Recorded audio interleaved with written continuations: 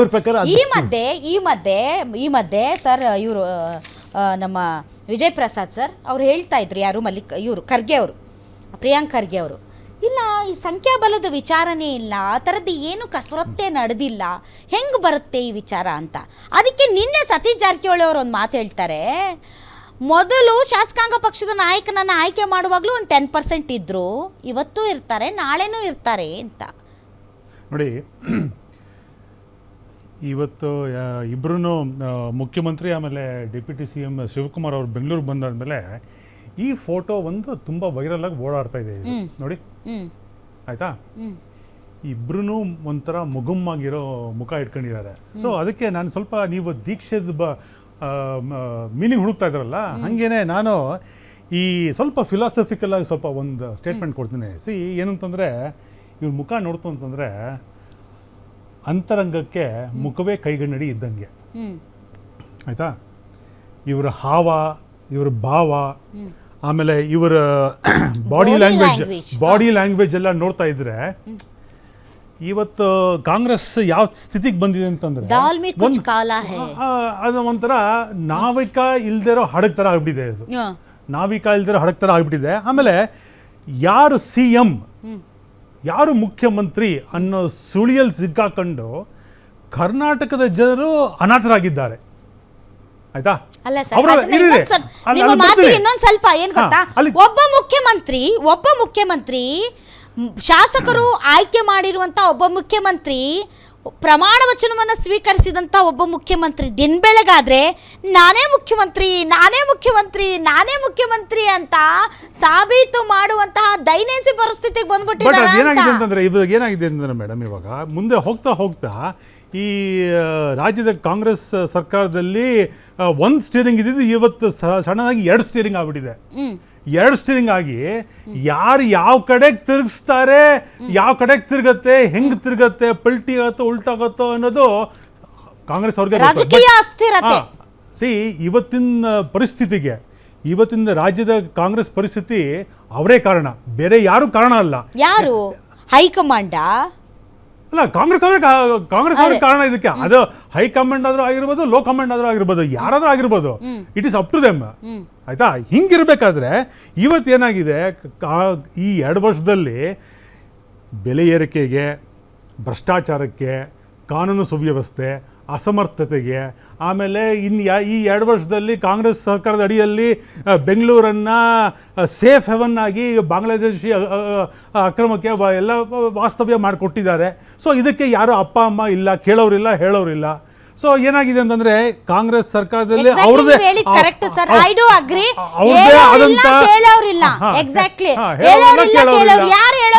ಪ್ರತಿಪಕ್ಷಗಳು, ಅವರಂತೂ ಪ್ರತಿಪಕ್ಷಗಳು ಇದ್ದೂ ಇಲ್ಲದಂತೆ, ಹೇಳೋರಿಲ್ಲ, ಕೇಳೋರಿಲ್ಲ. ಅದಕ್ಕೆ ಅವ್ರ ದಿನಕ್ಕೊಂದು ಬಿಡ್ತಾ ಇದ್ದಾರೆ. ಅಲ್ಲಲ್ಲ, ಇವತ್ತಿನ ಡಿಸ್ಕಷನ್ ಪ್ರತಿಪಕ್ಷ ಅಲ್ಲ, ಇವತ್ತು ಇದನ್ನ ಅನಾಥರಾಗಿ ಮಾಡಿರೋದು ಯಾರು? ಸರ್ಕಾರದಲ್ಲಿ ಯಾರಿದ್ದಾರೆ? ಕಾಂಗ್ರೆಸ್ ಅವ್ರು ಮಾಡಿರೋದು.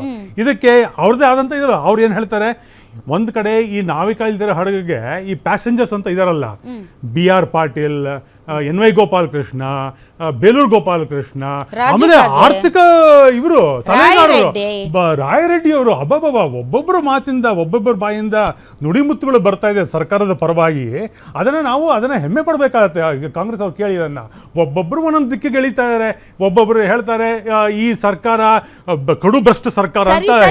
ಈ ಎಲ್ಲಾ ಪ್ಯಾಸೆಂಜರ್ಸ್ ಒಟ್ಟಾಗಿ ಕರೆದುಕೊಂಡು ಹೋಗಬೇಕಾದಂತ ನಾವಿಕ ಯಾರು? ಆ ನಾವಿಕ ಇಬ್ರು 2 ಸ್ಟೀರಿಂಗ್ ಇಟ್ಕೊಂಡಿರ್ಬೇಕಾದ್ರೆ ಹೆಂಗೆ ಅದನ್ನ 2 ಸ್ಟೀರಿಂಗ್ ಇದೆ. ಆ ನಾವಿಕನ, ಆ ಹಡಗನ್ನ ಅಥವಾ ಬಸ್ಸನ್ನ, ಫ್ರೀ ಬಸ್ಸನ್ನ ಯಾವ ತರ ಯಾವ ಕಡೆಗೆ ಎಳಿತಾರೆ ಅಂತ ಯಾರಿಗೇನು ಗೊತ್ತಿದೆ? ಇನ್ನೊಬ್ರು ಬಂದು ಸರ್, ಇನ್ನೊಬ್ರು ಅಲ್ಲಿ JCB ಹೊತ್ಕೊಂಡ್ ಬಂದವ್ರೆ, ಸುರ್ಜೇವಾಲಾ ಅನ್ನೋರು JCB ಹೊತ್ಕೊಂಡ್ಬಂದು ಆ ಬಸ್ ನ ಅವ್ರು ಎಳ್ಕೊಂಡು ಹೋಗಕ್ ಪ್ರಯತ್ನ ಪಡ್ತಾ ಇದ್ದಾರೆ. ಸುರ್ಜೇವಾಲಾ ಬಂದ್ರು, ತಮಗೆ ಏನ್ ಬೇಕೋ ತಗೊಂಡು ಹೋದ್ರು ಅವರು, ಅಷ್ಟೇನೆ. ಹಿಂಗೆಲ್ಲ ಇರ್ಬೇಕಾದ್ರೆ ಅಲ್ಲಲ್ಲ, ಇನ್ನೊಂದು ಇರ್ಬೇಕು. ಮುಗಿಸ್ಬಿಡ್ತೀನಿ. ಇದ್ರ ಜೊತೆಗೆ ಏನಾಗಿದೆ ಅಂದ್ರೆ, ಇವತ್ತಿನ ದಿವಸ ಕರ್ನಾಟಕದಲ್ಲಿ ಗಾಸಿಪ್ ಪಾಲಿಟಿಕ್ಸ್ ಆಗ್ಬಿಟ್ಟಿದೆ. ಈ ಗಾಸಿಪ್ ಪಾಲಿಟಿಕ್ಸ್ ಅಲ್ಲಿ ಏನಾಗಿದೆ ಅಂತಂದ್ರೆ, ಜನಗಳನ್ನ ಅನಾಥವಾಗಿ ಮಾಡಿಬಿಟ್ಟಿದ್ದಾರೆ.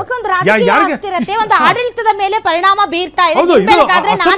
ನಾನೇ ಸಿಎಂ ಅನ್ನುವಂತ ಹೇಳಿಕೆಗಳಿಂದ ಎಲ್ಲ ಒಂದು ಕಡೆ ರಾಜಕೀಯ ಅಸ್ಥಿರತೆ ಇನ್ನೂ ಇದೆ ಅನ್ನುವಂತಹ ಒಂದು ಒಂದು ಒಂದು ಆಡಳಿತ ಯಂತ್ರದ ಮೇಲಿನ ಪರಿಣಾಮ ಜನರನ್ನು ಕೂಡ ಒಂದು ಅಸ್ಥಿರರನ್ನಾಗಿ ಮಾಡ್ತಾ ಇದೆ. ಎಷ್ಟು ಅಸ್ಥಿರ ಅಲ್ಲ, ಒಂದೇ second. ಆಯ್ತು ಇಲ್ಲ sorry, no. You will decide, ನೀವು ಡಿಸೈಡ್ ಮಾಡ್ತೀರಾ. ನಾನು ಸರ್ ಒಂದ್ ನಿಮಿಷ ಸರ್, ಅವ್ರು ಮಾತಾಡಿದ ಮೇಲೆ ನಿಮ್ಗೆ ಅವಕಾಶ ಕೊಡ್ತೀನಿ, ತಡ್ಕೊಳ್ಳಿ ಒಂದೆರಡು ನಿಮಿಷ ಮಾತಾಡಿ ರಿಷಿಕ್ ಅವ್ರೆ. ಕರ್ನಾಟಕ ರಾಜ್ಯದ ಇತಿಹಾಸದಲ್ಲಿ ಮೆಜಾರಿಟಿ ಬಂದಿರೋಂಥ ಯಾವ್ದಾದ್ರು ಒಂದು ಸರ್ಕಾರ ಸಕ್ಸಸ್ಫುಲಿ ಫೇಲ್ಯೂರ್ ಆಗಿದೆ ಅಂತಂದರೆ ಈಗಿರುವಂಥ ಆಡಳಿತ ಕಾಂಗ್ರೆಸ್ ಪಕ್ಷ. I do agri. Successfully failure, ನಾನು ರಿಪೀಟೆಡಾಗಿ ಹೇಳ್ತಾ ಇದ್ದೀನಿ. ಒಬ್ಬ KPCC ಅಧ್ಯಕ್ಷರು ಸನ್ಮಾನ್ಯ DK ಶಿವಕುಮಾರ್ ಅವ್ರಿಗೆ ರಾಜ್ಯದಲ್ಲಿರೋ CM ಮೇಲೆ ನಂಬಿಕೆ ಇಲ್ಲ. ಸನ್ಮಾನ್ಯ ಸಿದ್ದರಾಮಯ್ಯನವ್ರಿಗೆ KPCC ಅಧ್ಯಕ್ಷರ ಮೇಲೆ ನಂಬಿಕೆ ಇಲ್ಲ.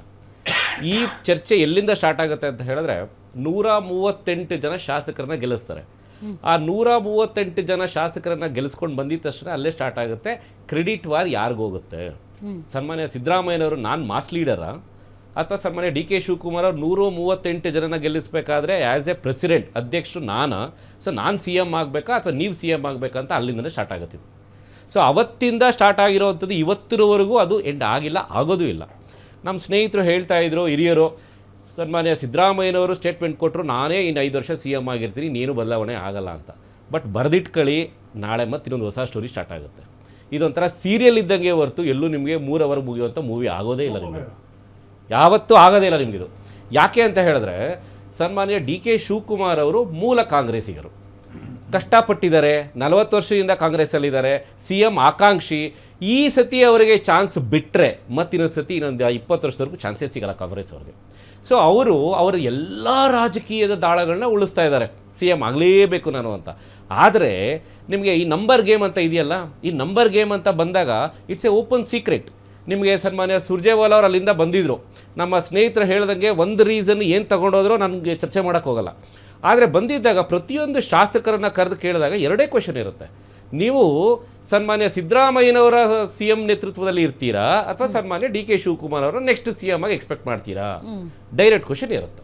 ಸೊ ಈ 2 ಡೈರೆಕ್ಟ್ ಕ್ವೆಶನ್ ಆನ್ಸರ್ ಮಾಡ್ಬೇಕಾದ್ರೆ ಎಲ್ಲಾ ಶಾಸಕರು ಅವರವರದೇ ರೀಸನ್ಸ್ ಅಂದ್ರೆ ಸುರ್ಜೇವಾಲಾ ಬಂದಿದ್ದು ಸಂಖ್ಯಾಬಲ ಸಮೀಕ್ಷೆಗ ಇಲ್ಲ. ಅಂದ್ರೆ ನೋಡಿ, ಯಾರಾದ್ರೂ ಒಬ್ರು ಬೇಕಲ್ವಾ. ಈಗ ಸನ್ಮಾನ್ಯ ಸಿದ್ದರಾಮಯ್ಯನವರು CM, ಅವ್ರಿಗೆ ಶಾಸಕರ ಮೇಲೆ ಹೋಲ್ಡ್ ಇಲ್ಲ.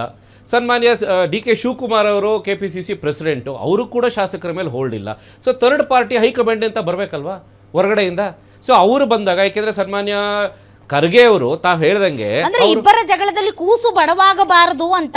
ಮೇಡಮ್, ಕೂಸು ಬಡವಾಗುವಂಥದ್ದು ಇಲ್ವೇ ಇಲ್ಲ. ಅವ್ರಿಗೆ ಬಿಹಾರಲ್ಲಿ ಈಗ ಎಲೆಕ್ಷನ್ಸ್ ಬರ್ತಾ ಇದೆ, ಅದು ಒಂದು ಫೋಕಸ್ ಇದೆ. ಎರಡನೇದು, ಕರ್ನಾಟಕದಲ್ಲಿ ಅವ್ರಿಗೆ ಯೋಚನೆ ಮಾಡ್ಬೇಕಾಗಿರೋದು ಇಷ್ಟೇನೆ, ಯಾರು CM ಆಗ್ತಿರೋ, ಯಾರು ಅಧ್ಯಕ್ಷರು ಇರ್ತಿರೋ ಅದನ್ನ ಆಮೇಲೆ ನೋಡ್ಕೊಳ್ಳೋಣಪ್ಪ. ಕರ್ನಾಟಕ ರಾಜ್ಯದ ಜನರ ತೆರಿಗೆ ಹಣ ಇದೆಯಲ್ವಾ, ಇದ್ರ ವಿಚಾರವಾಗಂತೂ ಅವ್ರ ಯೋಚನೆ ಇಲ್ಲ. ಅವ್ರಿಗೆ ಬೇಕಾಗಿರೋವಂಥದ್ದು ಇಷ್ಟೇನೆ, ಫಸ್ಟ್ ಈಗ ಬಿಹಾರ್ ಎಲೆಕ್ಷನ್ಸ್ ನೋಡ್ಕೋಬೇಕು, ಅದಾದ ಮೇಲೆ ನಿಮ್ಮ ಕಚಾಟಗಳು. ಇದು ಮುಗಿಯದ ಕತೆ.